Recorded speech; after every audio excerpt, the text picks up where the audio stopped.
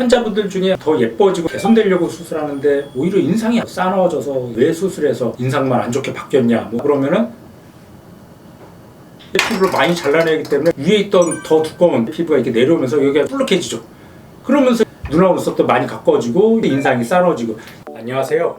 눈성형 중점 진료 성형외과 전문의 박재희 원장입니다.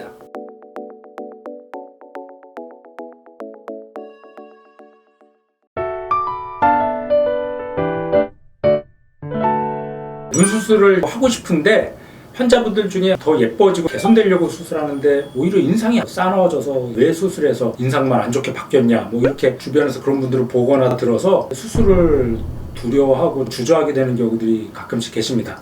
그러면 눈 수술하고 더 예뻐지려고 했는데 왜 인상이 더 싸나워지고 안 좋은 이미지로 바뀔까?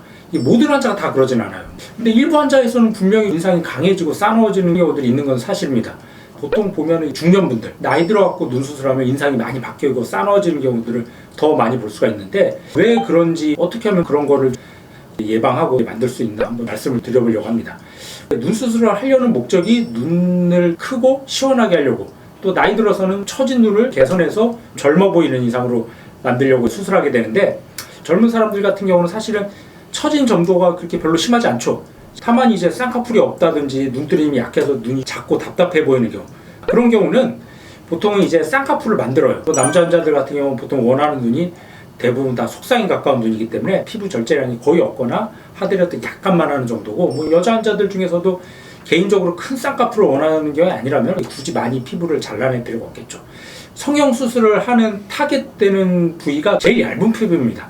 근데 문제는 제일 얇은 피부를 많이 잘라낼수록 위에 있던 피부가 이게 내려오면서 눈하고 눈썹이 많이 가까워지고 이게 굉장히 불룩해지죠. 실제로 보면서 설명을 드리면 이렇게 쌍꺼풀을 만들기 위해서 피부를 이렇게 만들어주는데, 이렇게 피부 절제량이 많으면은 많이 안 떨어지겠죠. 근데 만약에 이걸 큰 쌍꺼풀을 만들고 싶다 그러면은 피부를 많이 잘라내기 때문에 그런 경우는 위에 있던 더 두꺼운 피부가 이렇게 내려오면서 여기가 불룩해지죠.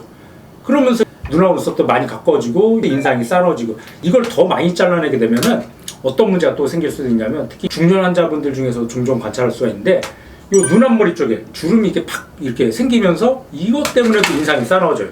눈이 무거운 환자들 같은 경우 이제 눈썹이나 이마를 써서 이제 눈을 뜨는 습관이 생기는데, 그러면 평상시 위치보다도 눈썹이 약간 올라가 있게 돼요. 그런 경우는 이마 주름은 심해지지만 눈가 주름들은 별로 덜 심해 보이죠. 이게 펴지니까. 근데 그런 환자분들 중에 눈 수술해갖고 눈 뜨는 게 편해지면 어떻게 되겠어요? 올라갔던 눈썹이 원래 정상 위치로 이렇게 내려오겠죠.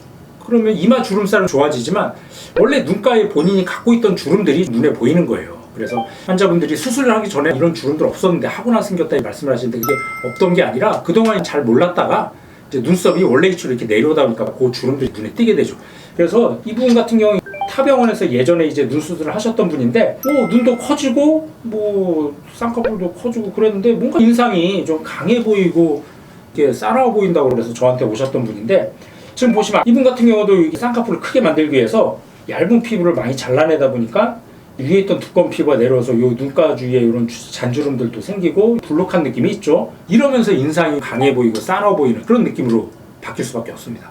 그래서 초기에는 붓기 때문에 더 심한 경우가 있고, 붓기에 빠져도 인상이 강해지는 경우는 아까 제가 말씀드렸던 것들, 쌍꺼풀을 크고 시원하게 만들기 위해서 얇은 부위의 피부를 많이 잘라내게 되면은 위에 있던 두꺼운 피부가 이게 팍 내려오면서 눈하고 눈썹이 가까워지고 눈 위는 더 불룩해지죠. 그리고 눈썹이 떨어지면서 원래 여기 눈가에 주름들이 많던 사람들은 요 눈 앞머리, 특히 앞머리 쪽에 이 주름들이 심해지면서 인상이 더 싸나워 보이고 좀 강해 보일 수밖에 없습니다. 그러면 나 그 눈 수술은 하고 싶은데 인상이 강해질까봐 수술하는 게 걱정이 되신다. 그런 분들은 어떻게 해야 되냐? 변화가 많으면 많을수록 당연히 인상이 강해질 수밖에 없기 때문에 변화의 폭을 줄여야 돼요. 그러려면 쌍꺼풀은 너무 크지 않게, 뭐 속상이거나 속상에 가깝게 하고, 대신 처진 거는 요 얇은 쪽에 피부를 잘라주는 게 아니라 요 두꺼운 쪽에 눈썹 밑에 제일 두꺼운 피부를 잘라서 올려주는 뭐 눈썹 거상이라고 하죠.